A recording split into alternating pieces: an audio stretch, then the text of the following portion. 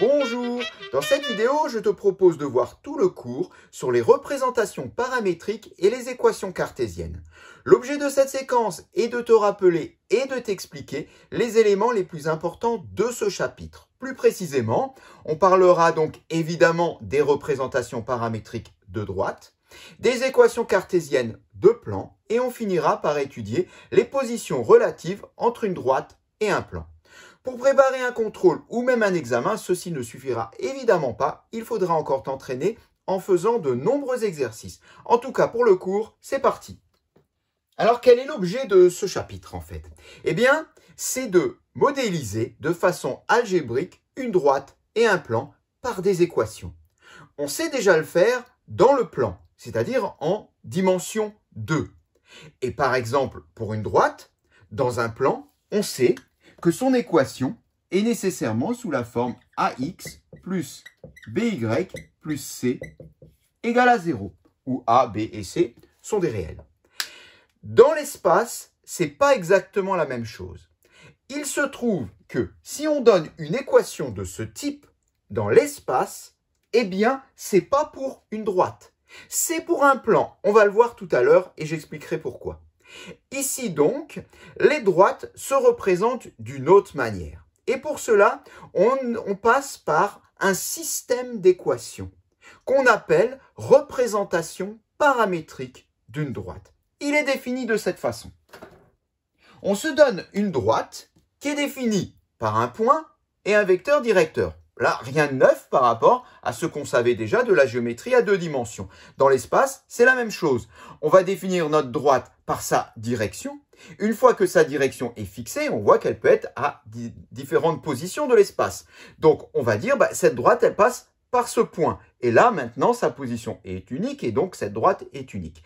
Donc, pour définir totalement une droite, que ce soit dans l'espace ou dans le plan, il nous faut un point et un vecteur directeur. Alors, c'est ce qu'on a ici. On a un point A dont on connaît les coordonnées, XA, YA, ZA, et un vecteur directeur U dont on connaît les coordonnées A, B, C. Eh bien, dans ce cas-là, dire qu'un point M de coordonnées quelconques X, Y, Z appartient à D, ça revient à dire qu'il existe un réel T, tel que X égale XA plus AT, Y égale YA plus BT, Z égale ZA plus CT. Et là, donc, on aura ici XA, YA, ZA, ABC qui seront des nombres, qui seront donnés. Et T est en fait la variable. Donc, ce système d'équations, c'est ça qui va définir l'ensemble des points qui appartiennent à D. C'est-à-dire que l'ensemble des points de coordonnées X, Y, Z qui vérifient ce système sont sur D. Alors, donc ce système qui s'appelle la représentation paramétrique de D. On va le démontrer, ça, très rapidement, juste pour déjà comprendre d'où ça vient et surtout arriver à s'en souvenir parce que la démonstration est extrêmement simple. Je trouve qu'elle est assez simple. Voyons cette démonstration. Voilà, j'ai donc représenté notre droite D, donc qui passe par un point A et qui est donc dirigée par le vecteur U. On va dire qu'on a un point M de coordonnées quelconques, qu'on va noter donc X, Y, Z, qui appartient à la droite D. Eh bien, dire que M appartient à la droite D, ça signifie que le vecteur AM, que j'ai représenté là, est collinéaire avec le vecteur U. On rappelle que deux vecteurs sont collinéaires s'ils sont dans la même direction. Vu que U dirige D et vu que A et M sont sur D, on comprend bien que les deux vecteurs sont collinéaires. Donc, dire que M appartient à D, ça revient à dire que AM et U sont collinéaires. C'est-à-dire que, finalement, il existe un réel T tel que AM égale à T fois U. C'est la relation de proportionnalité qu'on aura donc entre nos deux vecteurs. Alors, calculons les coordonnées de AM. Bien, ça va me donner X moins XA, Y moins YA et Z moins ZA. Les coordonnées de U sont données ici dans la propriété. C'est A, B, C. Alors finalement, si AM égale TU, ça signifie que X moins XA, Y moins YA, Z moins ZA égale à T fois les coordonnées de U, soit ABC. Si j'écris tout ça en ligne, ça veut dire que X moins XA égale à T fois A, Y moins YA égale à T fois B, et Z moins ZA égale à T fois C. Eh bien voilà, notre système de représentation paramétrique est en train d'apparaître. Il suffit juste d'envoyer XA, YA, ZA de l'autre côté et on obtient exactement le système qui est noté là dans la propriété. Soit X égale XA plus TA, pareil pour les Y, pareil pour les Z. Voilà donc d'où vient cette propriété, ce qui définit une droite dans l'espace. Alors, regardons maintenant sur un exemple simple, pour comprendre concrètement à quoi on aura affaire lorsqu'on va travailler avec des représentations paramétriques de droite. Bon, voilà, j'ai donc deux points de l'espace et je voudrais une représentation paramétrique de AB, de la droite, donc passant par A et B. Qu'est-ce qu'il faut? On a dit il faut un point et un vecteur directeur. Du coup, on comprend bien que on ne dit pas la représentation paramétrique d'une droite, mais une représentation paramétrique. Il en existe tout plein. Parce que un point A, finalement, eh bien, une droite, elle est formée d'un nombre infini de points, donc je peux en choisir autant que je veux. Alors ici, bon, j'ai pas vraiment le choix. J'ai le choix entre A ou B, mais quand même, j'ai donc plusieurs représentations paramétriques. Si je choisis A ou si je choisis B. Alors, je vais choisir A. Et ensuite, il me faut un vecteur directeur. Bah, là aussi, j'aurai le choix parce que je peux prendre comme vecteur directeur le vecteur AB, mais je pourrais également prendre le vecteur BA. Donc là, on voit qu'il y a encore différentes possibilités. Je vais choisir le vecteur AB. Donc, commençons déjà par calculer les coordonnées du vecteur AB. Ce qui me donne, ça nous fait 1, moins 2, moins 1, moins 3, moins 6, 2, moins 1, donc 2 plus 1, 3. Notre vecteur directeur a donc pour coordonnées moins 1, moins 6, 3. Allons-y maintenant pour écrire une représentation paramétrique de la droite AB. Alors, j'ouvre une accolade et je vais commencer en fait par la première colonne, x égale, y égale, z égale. Alors, ce n'est pas vraiment une colonne, mais pour écrire une représentation paramétrique, je te conseille de fonctionner comme ça en colonne. Parce qu'on regarde qu'ensuite, on a XA, YA, ZA, l'un en dessous de l'autre, et ça correspond à quoi? Ça correspond aux coordonnées du point A. Je rappelle qu'on a choisi A comme point appartenant à la droite. Donc, du coup, là, je vais mettre 2, 3, moins 1.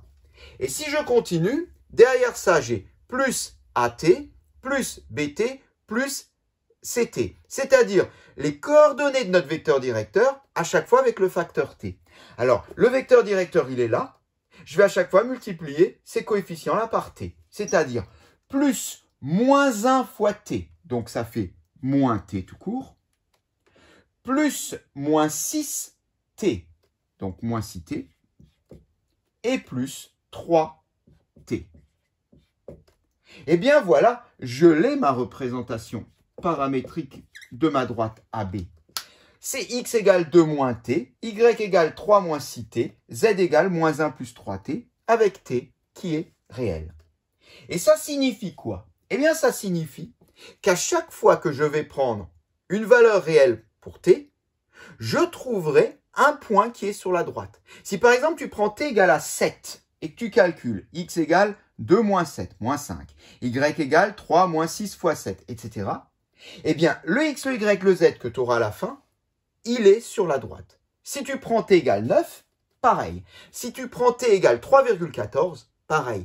Pour n'importe quelle valeur de t réelle, quand tu remplaces là-dedans, tu trouves un point de la droite AB, dont les coordonnées sont celles que tu viens de calculer. Et ça, on le comprend bien lorsqu'on utilise un logiciel de géométrie 3D.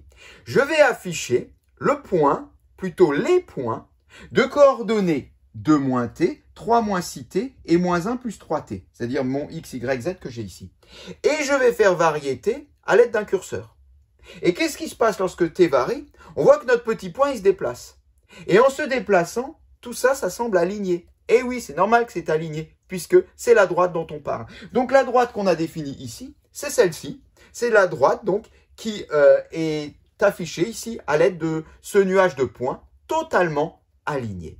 Passons maintenant aux équations cartésiennes de plan.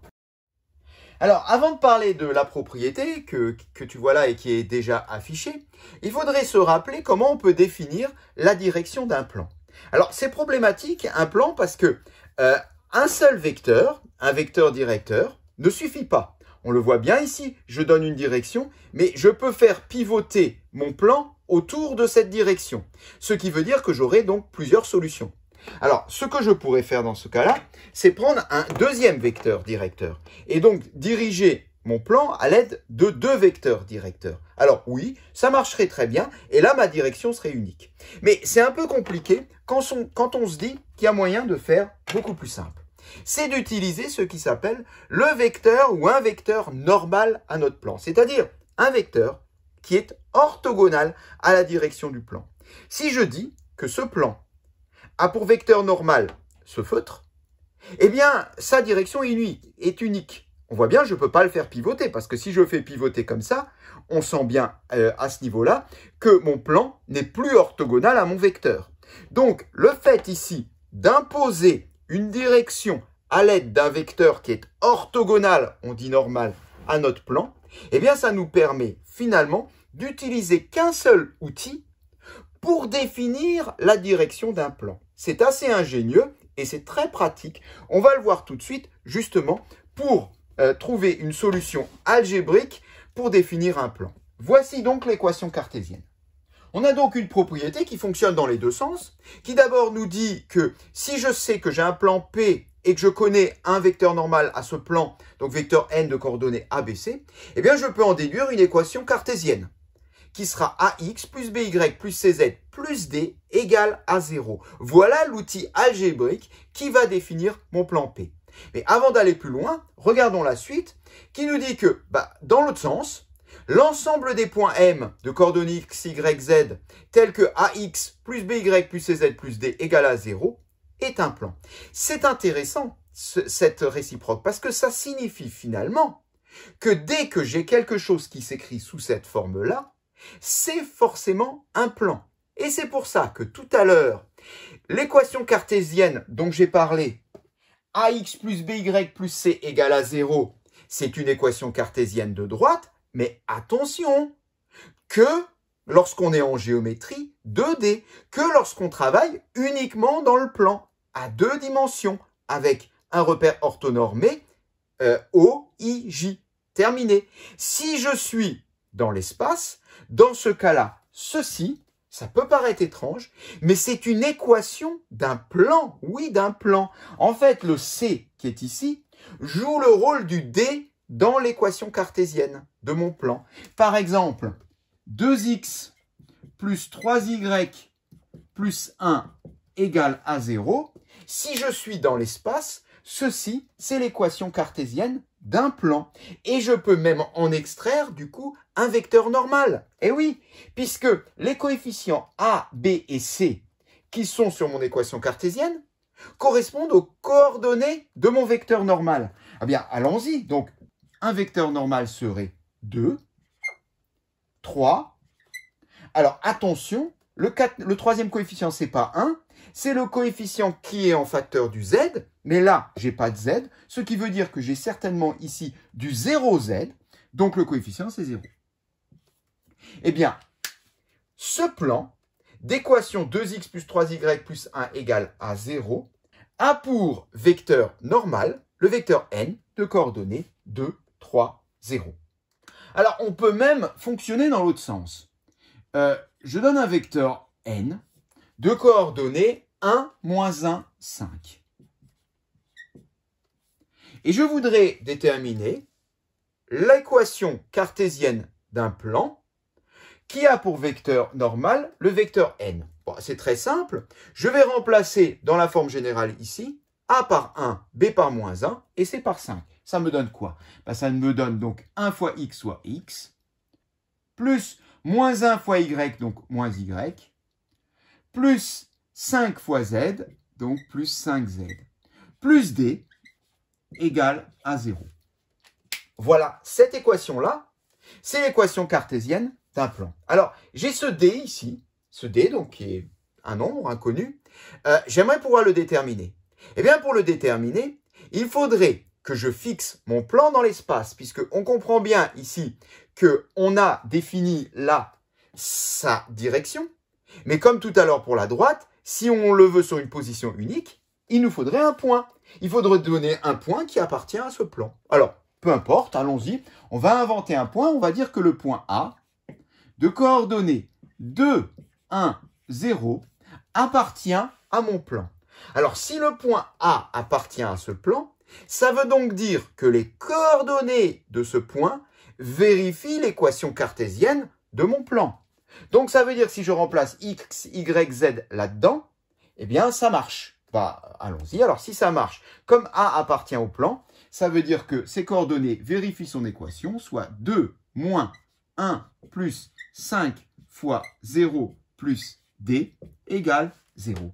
Et là, on va voir qu'on va pouvoir déterminer la valeur de d. 5 fois 0, ça fait 0. Il me reste 2 moins 1, 1. Donc 1 plus d égale à 0. Autrement dit, d égale moins 1. D égale moins 1, eh bien maintenant, je peux remplacer là-dedans et j'obtiens mon équation cartésienne. Voilà, tu as compris le principe pour déterminer une équation cartésienne d'un plan. C'est assez simple en fait. Grâce au vecteur normal, on récupère ses coordonnées pour avoir les coefficients A, B et C en facteur du x, y, z. Et pour le D, le dernier, il nous faut un point. Il faut que dans l'énoncé, il y ait marqué à un moment donné que tel ou tel point appartient au plan. Quand tu as ça, tu prends ces coordonnées, tu les injectes dans l'équation et en résolvant cette fois-ci une nouvelle équation d'inconnu D, on trouve le D, il suffit de remplacer pour avoir cette fois-ci notre équation cartésienne complète et bien écrite. On passe maintenant aux positions relatives d'une droite et d'un plan. Alors, on va déjà avoir besoin d'une droite. La voici, donc elle est représentée par cette baguette rouge. Et donc, voici mon plan. Alors, le plan, donc, cette plaque grise, qui est dirigée donc par un vecteur normal ici, donc qui est bien orthogonal à mon plan. Et on voudrait donc déjà savoir quelles sont les différentes positions relatives que peuvent connaître une droite et un plan. Bien, déjà, les deux peuvent être sécants. C'est-à-dire que ma droite va perforer mon plan, ici, donc, en un point unique. Ou alors, les deux peuvent être parallèles, comme ceci. Et dans ce cas-là, il y aura deux possibilités. Soit les deux sont strictement parallèles, soit la droite est incluse dans le plan. Et dans ce cas-là, elles sont parallèles, mais bon, l'une est dans l'autre. On gardera, on va le voir, la même règle au niveau des vecteurs. On va donc considérer ici notre vecteur U qui dirige la droite D et là notre vecteur N qui dirige le plan P. Qu'arrive-t-il à notre vecteur U et notre vecteur N lorsque la droite D est parallèle au plan P? Eh bien, on le voit mieux de cette façon-là. Les deux sont orthogonaux. U est orthogonal à N. Est-ce que c'est vrai également si la droite est incluse dans P, puisqu'on a dit que c'était un cas particulier? Évidemment oui, on le constate là encore. On garde l'orthogonalité entre notre vecteur U et notre vecteur N. Donc, pour avoir le parallélisme, il suffit que les deux vecteurs U et N soient orthogonaux. Et pour ne pas avoir le parallélisme, c'est assez évident. Il suffit que les deux vecteurs ne soient pas orthogonaux. Mais on connaît une propriété qui permet de dire quand deux vecteurs sont orthogonaux ou pas. C'est le fameux produit scalaire nul. Et oui, U et N sont orthogonaux. Et bien dans ce cas-là, U scalaire N égale 0. U et N ne sont pas orthogonaux. Dans ce cas-là, U scalaire N n'est pas égal à 0. Donc, en fin de compte, pour déterminer la position relative d'une droite et d'un plan, ça va être assez simple là aussi. On va prendre le vecteur directeur de U, on va prendre le vecteur normal du plan P, et on va faire leur produit scalaire. Si le produit scalaire est nul, eh bien, dans ce cas-là, ils sont parallèles. Si le produit scalaire n'est pas nul, dans ce cas-là, ils sont sécants. Regardons ce qu'il en est avec la droite de tout à l'heure, dont on avait déterminé une représentation paramétrique, et le plan dont on avait déterminé une équation cartésienne. Alors voilà une représentation paramétrique de la droite AB de tout à l'heure, et voilà donc une équation cartésienne du plan P de tout à l'heure. On va avoir besoin, on le comprend bien, du vecteur directeur U de la droite et du vecteur normal N du plan. Alors, vecteur directeur de la droite, on l'avait déjà tout à l'heure, hein, c'était le fameux vecteur AB qu'on peut récupérer ici, moins 1, moins 6, 3. Donc, on va l'appeler AB, vu que c'était son nom pour tout à l'heure, moins 1, moins 6, 3. Et de même, on va récupérer le vecteur normal de tout à l'heure, donc pour le plan P, et c'était 1, moins 1, 5. Donc, on va garder N, 1, moins 1, 5. Et une fois qu'on a notre vecteur directeur pour la droite, notre vecteur normal pour le plan, si on veut connaître la position de la droite par rapport au plan, il suffit de calculer le produit scalaire, c'est-à-dire AB scalaire N. AB scalaire N, c'est le produit des coordonnées respectives, et je fais la somme de tout ça, soit moins 1 fois 1, plus, moins 6 fois moins 1, plus, 3 fois 5. Alors, moins 1 fois 1, moins 1, plus 6, plus 15, soit 15 et 6, 21, moins 1, 20. 20 est différent de 0, évidemment. Le produit scalaire n'est pas nul, on peut donc en déduire que notre droite et notre plan sont sécants. Alors, il serait même possible de calculer les coordonnées du point d'intersection, puisqu'on a bien compris qu'un plan et une droite se coupent en un point.